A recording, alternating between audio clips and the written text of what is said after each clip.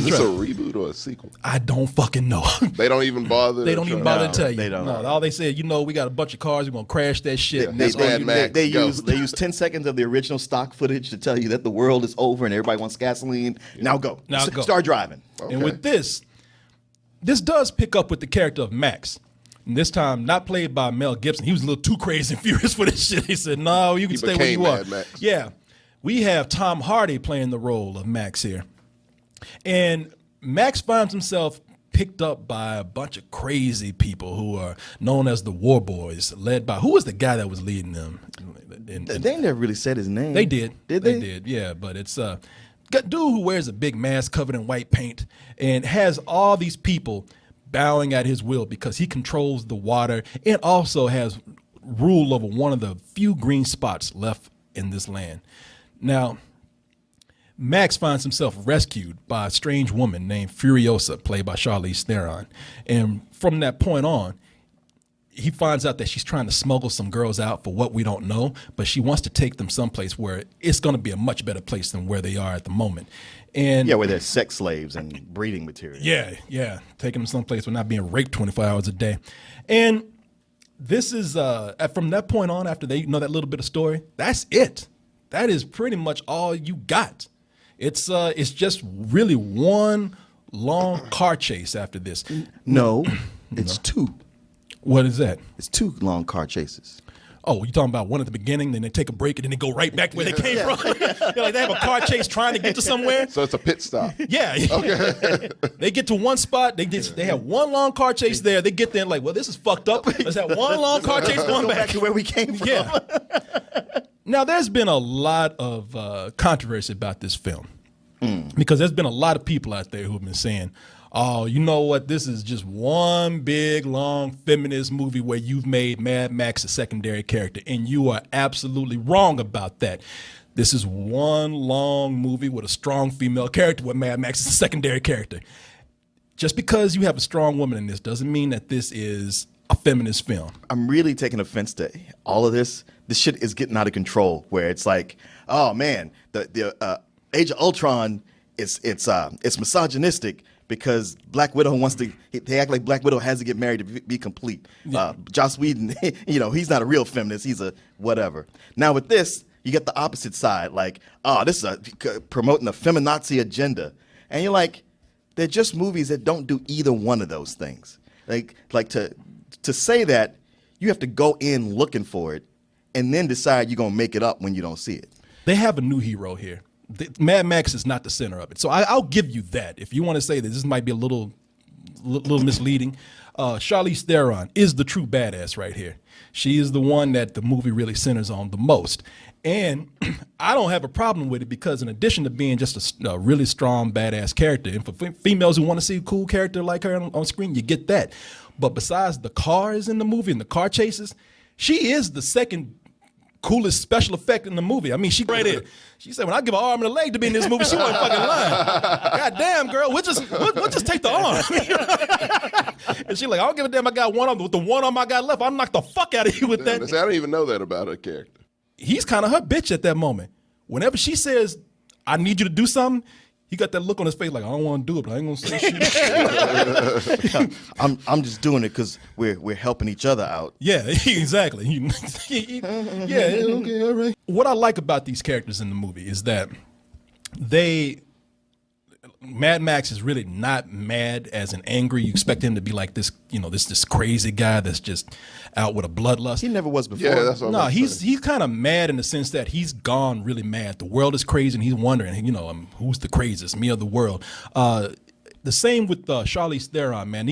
Both of these characters are badasses, but they're not playing that macho bravado up, man. They're toning that down and just being more desperate. They're characters who are actually trying to survive and whatever they have to do that. But they're not, they're not being overly macho and, walking away from explosions and shit. No, there's none of that. And that's cool because it really does, for me, it adds more of a vulnerability to these characters. And I have to really drive home that Max is not the main character in here, not just secondhand to Charlize Theron. It's all the cars are characters in this movie. The environment are characters in this movie. And Surprisingly, you saw Nicholas Hoult in the trailer. You know, he's the one. Oh, what a wonderful day! Yeah. What a wonderful day! And everybody's like, oh shit, he's crazy. He about to fuck shit up. And it's like, no, actually, he's the heart and humor of the movie. I was surprised to find out how funny that character was and how much I felt for that character the most out of anybody. Now you got, out of all these people who get this, the most exposure, the most shine in the movie, Tom Hardy at one point, I gotta let you know, through half of the movie, he is literally a hood ornament. Right there. I mean, he's like, God damn, how the fuck did I get here? He's like, my name is in the title. And I'm a goddamn radio antenna right now. Be glad I like this cup right here. Right now. And with this is, you can see they use all kind of vehicles. I mean, with childlike imagination too. I mean, they come in with dirt bikes. I mean, George Miller is 70 years old. Yeah, I would not expect some shit like this from a 70-year-old. He clearly got some inspiration when he worked on this. Yeah, this motherfucker been watching X Games on ESPN because he's got dirt bikes in here. I think I saw a dude on a lawnmower going by with some shit. It's funny you say he got inspired by Xbox, but to me watching this, I was like, no, he must have fell down and broke his hip, and he was stuck, and the TV was on Adult Swim when they were having a Metalocalypse marathon. Because that's why I watched this. I was like, this is so Metalocalypse.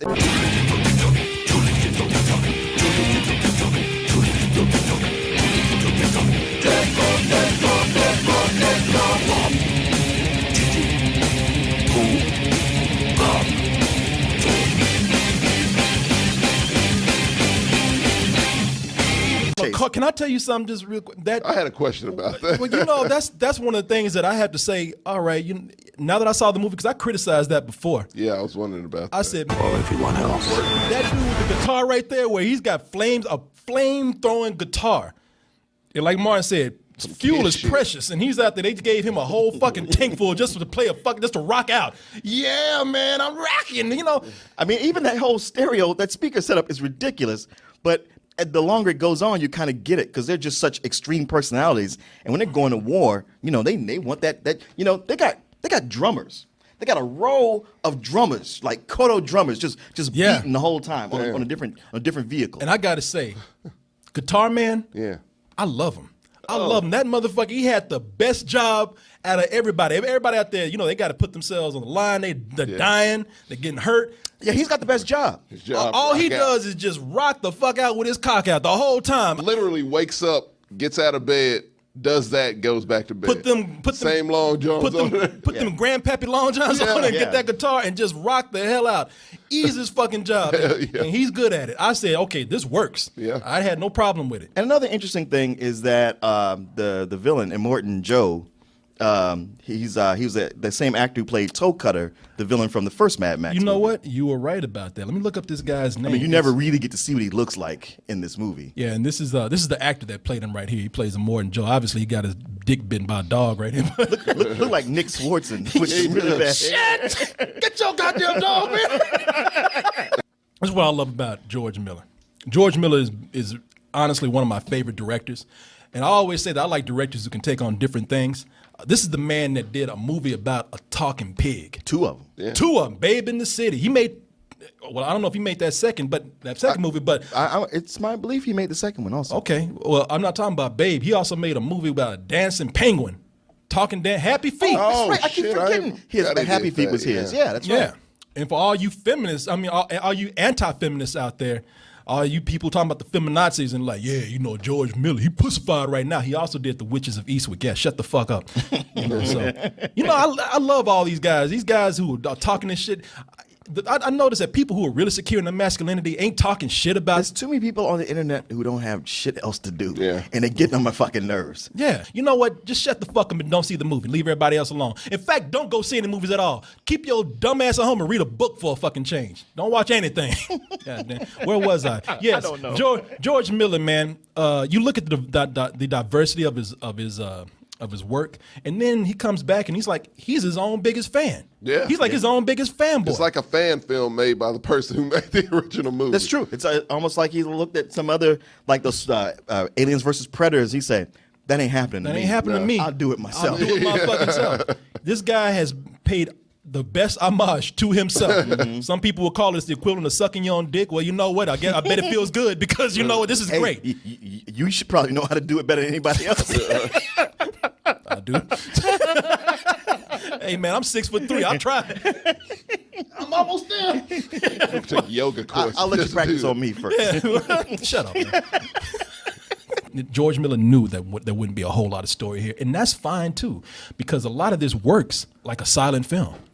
You watch a lot of this and you say, you know what?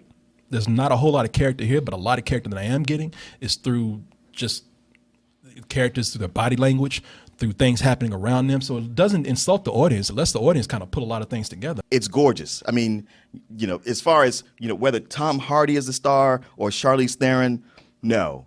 It's the cars. It's the designers. It's the director of photography.